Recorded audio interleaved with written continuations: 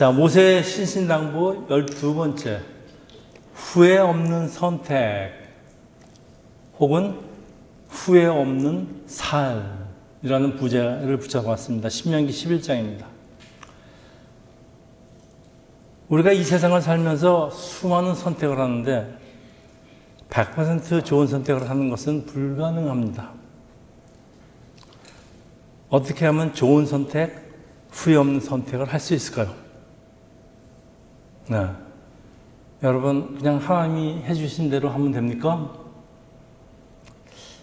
자, 이 모든 일을 하나님께 맡기는 것은 좋은 신앙의 자세이긴 합니다. 그렇지만은 하나님은 우리에게 자유의지라는 게 선택할 수 있는 의지를 주시고 우리에게 선택, 강제적이 아닌 자발적인 선택을 요구하십니다.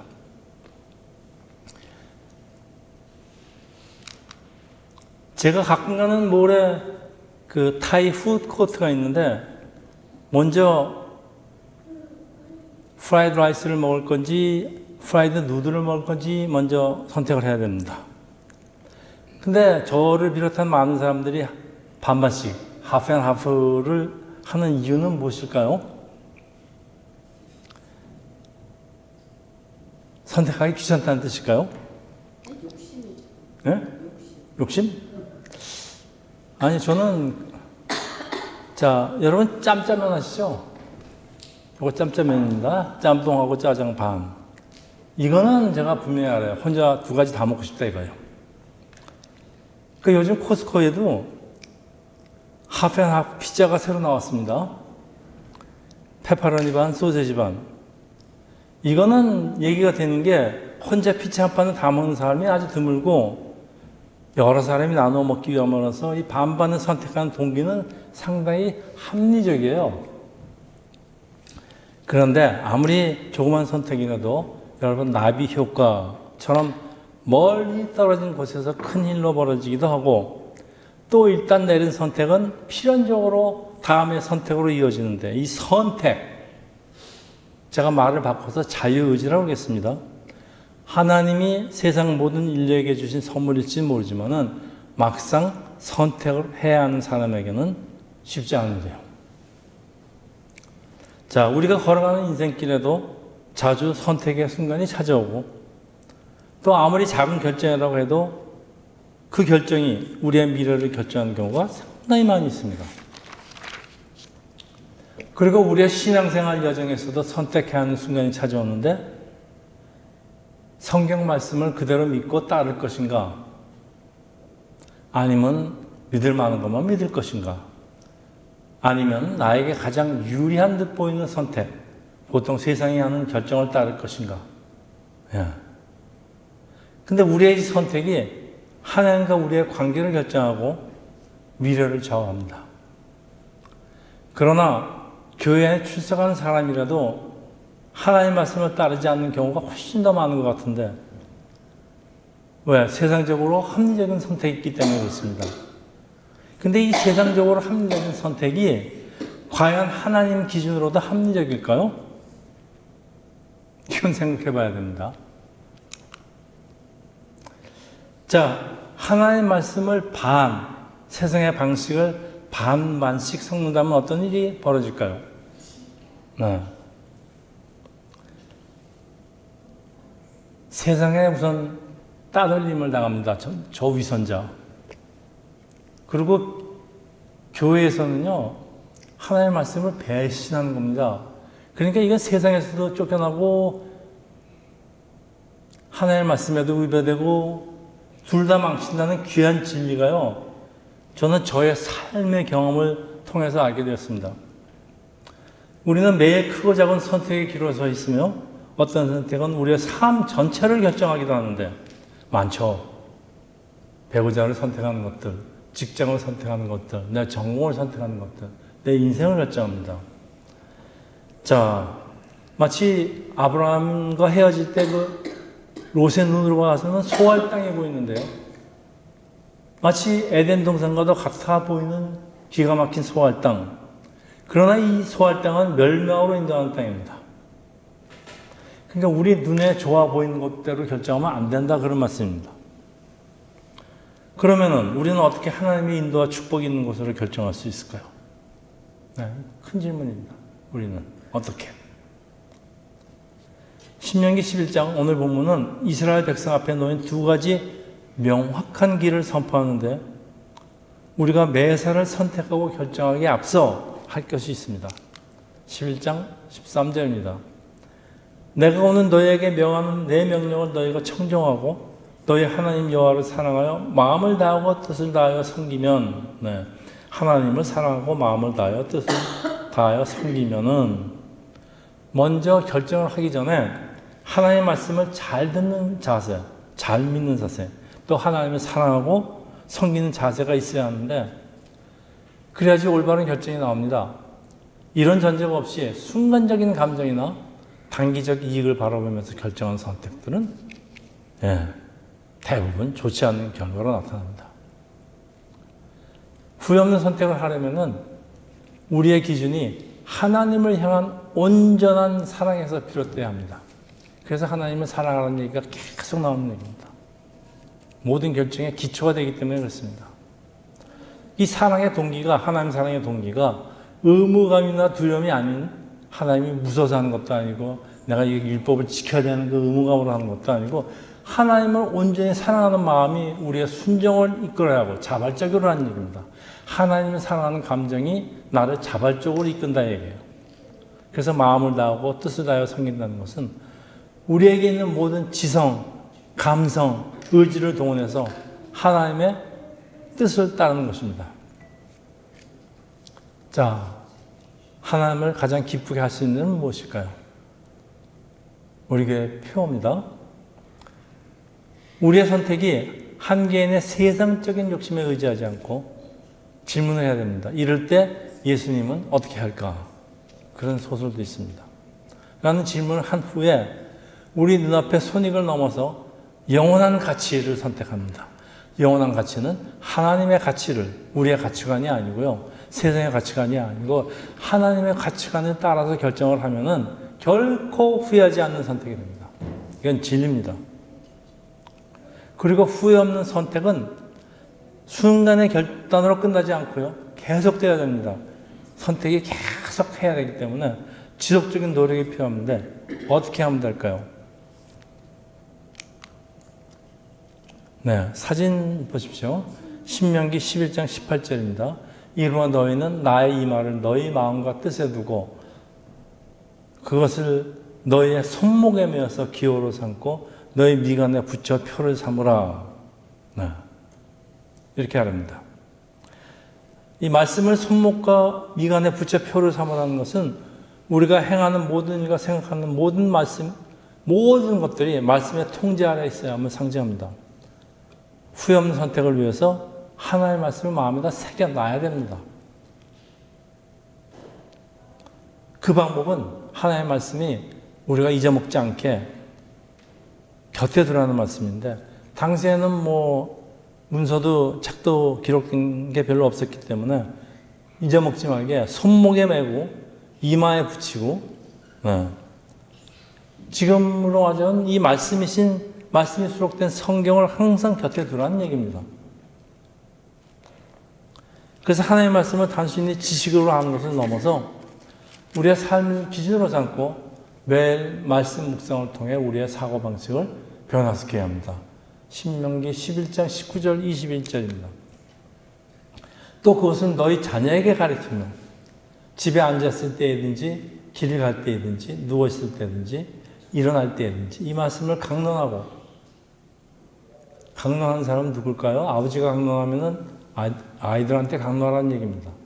또 너희 집 문설주와 바깥문에 기록하라. 그리하면 여호와께서 너희 조상에게 주리라고 맹세하신 땅에서 너희의 날과 너희의 자녀의 날이 많아서 하늘이 땅을 덮는 날과 같으리라. 후회 없는 선택은 하나님의 말씀에 순종하는 복의 길을 마음을 다해 사랑하고 따르는 것이며 이를 지속적으로 삶에 실천하는 것입니다. 그리고 결과가 어떻게 나오든지 내 마음에 들든지 다소 안 들든지 결과를 하나님께 감사하는 것으로 결론을 받아들이는 것입니다. 자, 우리 말씀을 삶의 중심을 낼 때 우리 세상의 혼란 속에서도 분별력을 얻게 되고 결국 하나님이 약속하신 장구한 복을 누리게 돼요. 후회 없는 삶을 완성할 수 있습니다. 후회 없는 선택으로 이어지는 삶은 결국은 후회 없는 삶을 완성할 수가 있습니다. 나의 신앙을 다음 세대에 가르치는 것은 이건 우리가 내릴 수 있는 선택의 가장 확실한 열매예요. 자식한테 하나님의 말씀을 전해주고 하나님을 전해주고 그러니까 대를 이어서 후회 없는 삶을 살게 하는 축복의 통로가 됩니다. 그래서 이제 자식한테 계속 가르치는 겁니다. 아버지가 왜 이렇게 이마에다 붙이고 여기다 팔목에 붙이고 다 붙이느냐 자식들이 보라고 그럽니다. 저거 왜 저리죠? 아버지 왜 그래? 네. 이스라엘의 모든 절기를 지키는 것들은 자기 자손들에게 이 절기를 지키는 이유를 설명하기 위함입니다. 6월절을 기념하면서 무교병을 먹고 이런 것들이 이제 자식들이 물어봅니다. 아버지 왜 그래야 돼요? 하나님이 우리를 애굽에서 포로에서 해방된 날을 내가 기념하는 거다. 그러니까 자식들이 그걸 보고 배웁니다. 네, 이런 것들 배우라고 하는 겁니다. 자, 그래서 오늘도 구체적인 모세의 신신당부는 이제 계속되는데 모세는 약속의 땅을 앞두고 있는 사람들 혹은 가나안 약속의 땅에 들어가서 살아가는 하나님의 백성에게 신신당부를 합니다. 이제 너희가 어떤 마음으로 그 땅에 들어가겠느냐? 너 거기 들어가면 어떻게 살 거냐? 너 지금 어떻게 살고 있느냐? 라고 묻습니다. 이 질문은 오늘 우리에게 주는 질문과 동일합니다. 하나님이 주신 자리, 일터, 가정, 교회 우리는 이 자리에서 어떤 태도로 살아가야 될까? 우리는 어떻게 우리의 삶을 살아가야 될까? 그래서 모세는 하나님의 백성이 세상을 살아갈 때 붙들어야 될 세 가지 중심 진리를 우리에게 권유합니다. 자, 오늘의 핵심 설교입니다. 첫째, 하나님의 행하심을 기억하는 백성이 되라. 신명기 11장 1에서 4절 또 7절입니다. 그런즉 네 하나님 여호와를 사랑하여 그가 주신 책무와 법도와 규례와 명령을 항상 지키라. 너희의 자녀는 알지도 못하고 보지도 못하였으니 오늘 너희가 기억할 것은 너희의 하나님 여호와 교훈과 그의 위엄과 그의 강한 손의 표심팔과 애굽에서 그 왕 바로와 그 전국에 행하신 이적을 기사와 또 여호와께서 애굽 군대와 그 말과 병거에 행하신 일 곧 그들이 너희 뒤를 쫓을 때 홍해의 물로 그들을 덮어 멸하사 오늘까지 이른 것은 너희가 여호와께서 행하신 이 모든 큰 일을 너희의 눈으로 보았느니라. 너희 눈으로 본 거 기억하라 이겁니다. 모세의 핵심 말씀은 하나님이 행할 일들은 너희들이 이미 봤어.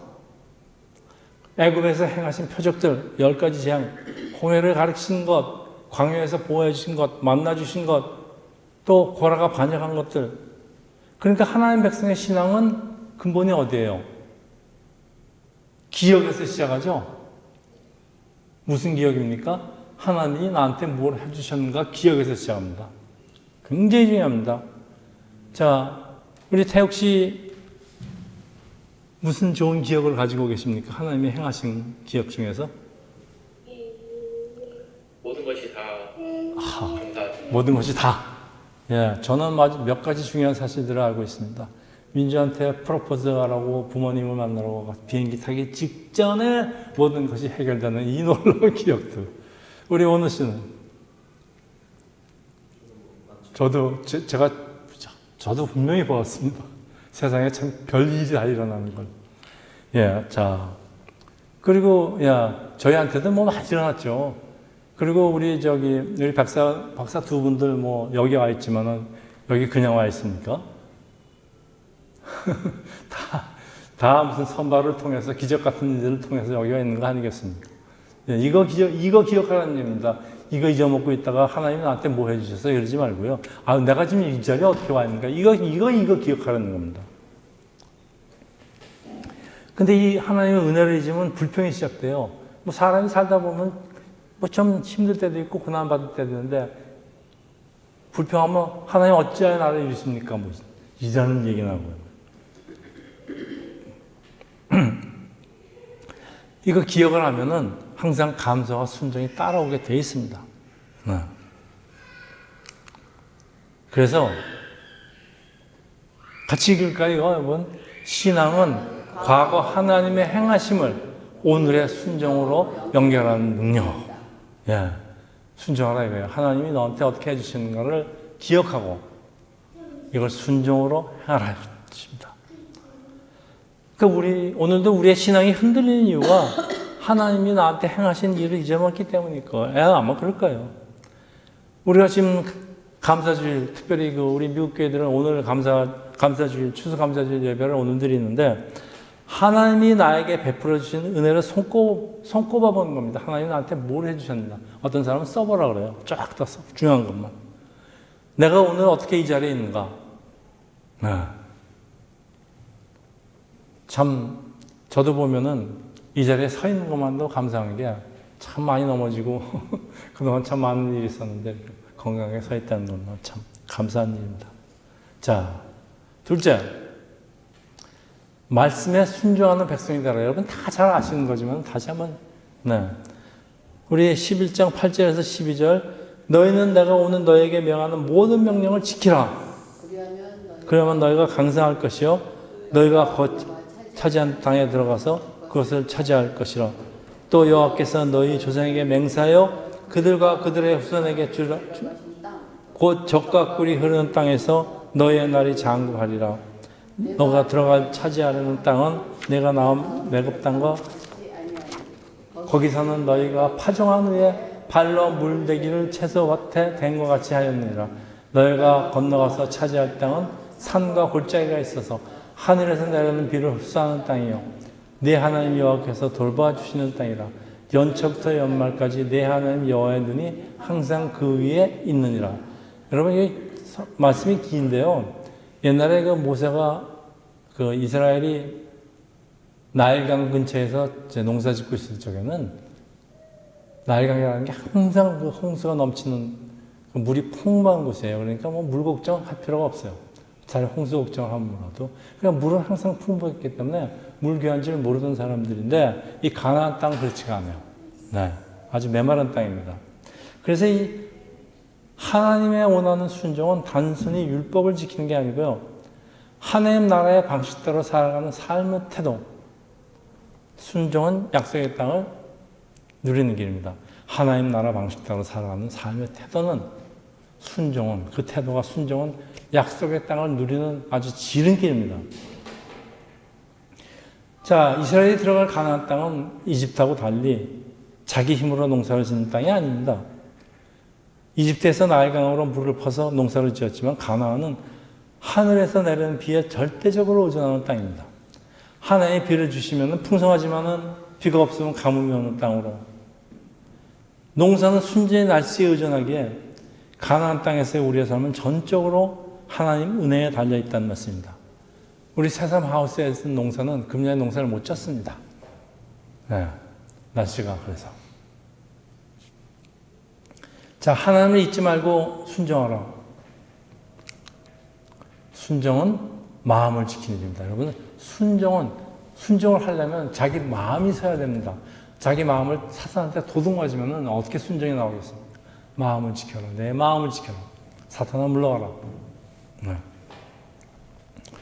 자, 이제 11장 1절에서 16절에서 17절입니다. 너희는 스스로 산 거라. 두렵건대 마음에 미혹하여 돌이켜 다른 신들을 섬기면서 그것에게 절하면서 여호와께서 너에게 진노하사 하늘에 닫아 비를 내리지 아니하여 땅이 솟아는 내게 하심으로 너희가 여호와께서 주신 아름 땅에서 속히 멸망할까 하더라. 여러분 가나안 땅에서는요 하나의 비가 내리지 않으면은 뭐 그냥 굶어 죽는 수밖에 없어요. 옛날에 우리나라에서도 왕이 기후제를 드리는 이유가 뭘까요? 왜냐하면 비가 안 오고 뭐 흉년이 드는 것들은 다 왕의 책임이라고 생각을 했습니다. 그냥 왕이 뭐 비가 안 와서 국민들이 그냥 뭐 먹을 것이 없어 죽으면 그건 왕 책임이에요. 그냥 왕이 뭐 그냥 기후제 드리고 별짓 다 하지 않습니까? 그리고 이제 오늘의 이 다른 신들이라는 게 바로 우상이죠. 우상은 뭐 지금 뭐 바알신이 있습니까? 무슨 신이 있습니까? 이거는 바로 돈, 명예, 욕심.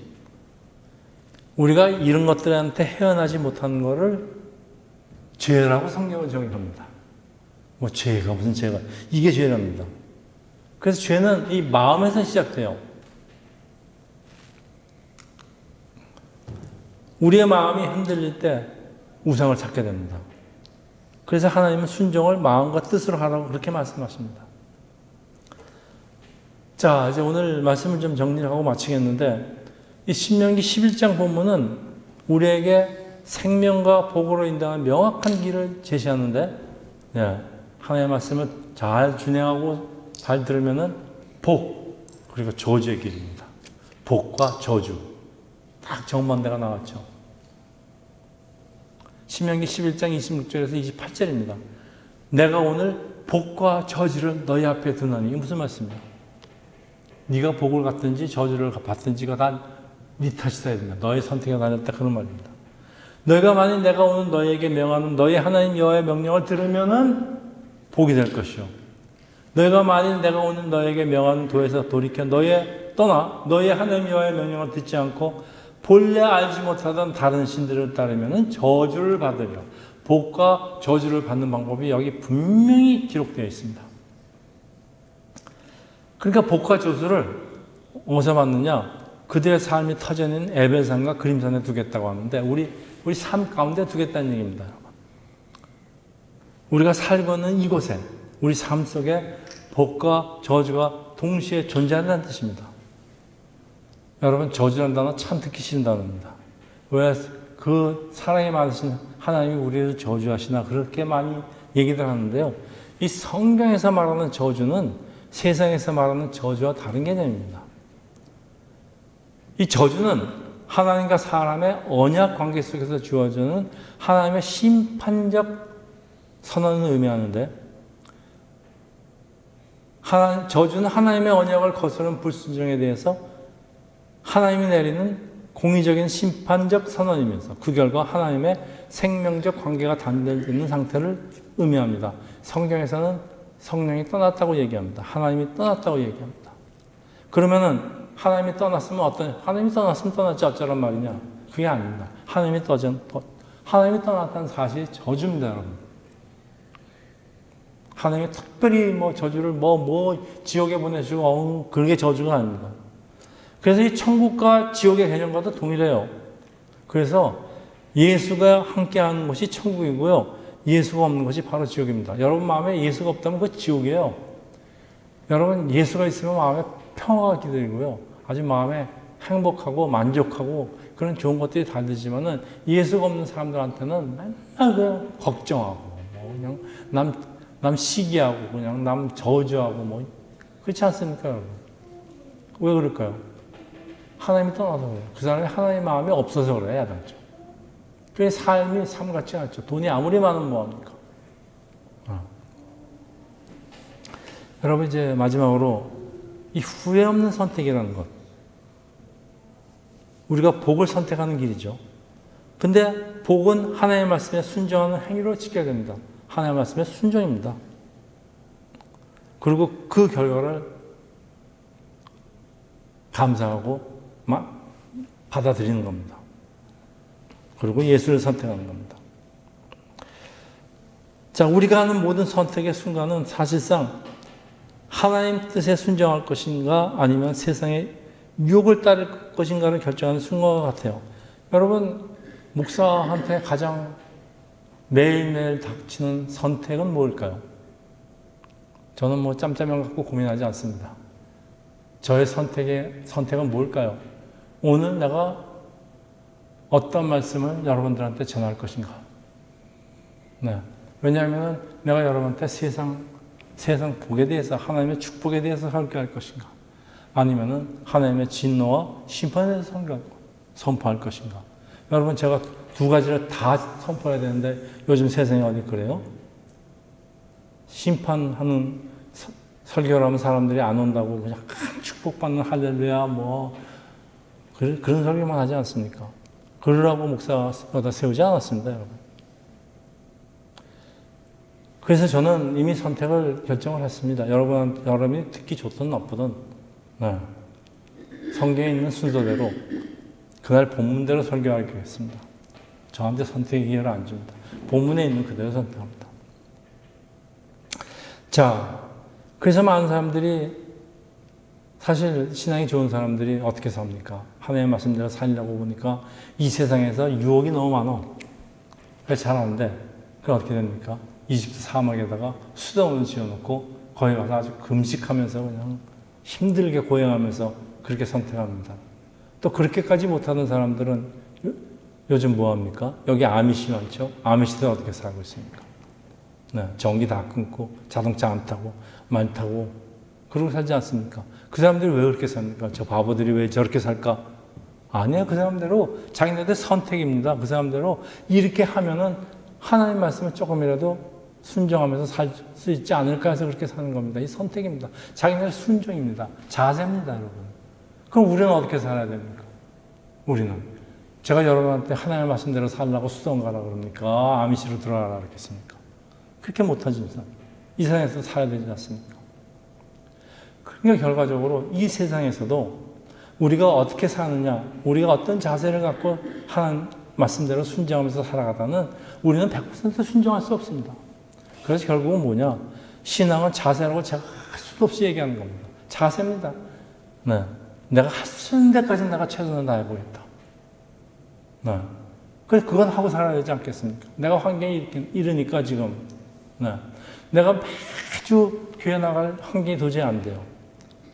그렇지만은 교회 나가야 되는 거지만은 그 율법적으로 나가는 것보다는 내가 매주 안 되지만 그 최선을 다해서 내가 교회 나오겠다. 이런 자세, 이런 거 갖고 살아야 되는 거 아닙니까?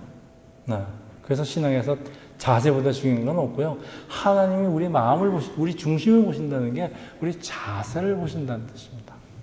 네. 할 수 있는 데까지 하면 하나님도 기뻐하십니다. 자, 오늘 우리 앞에 놓인 선택의 순간에서 하나님을 사랑하는 마음이 먼저 있어야 됩니다. 그래서 하나님의 명령을 따르는 그 축복의 길을 여러분 매일매일 삶 속에서 항상 선택하시기를 예수 이름으로 축원합니다. 기도하겠습니다. 할렐루야. 아버지, 하나님이 우리에게 선택의 자유지를 주신 것을 감사드립니다.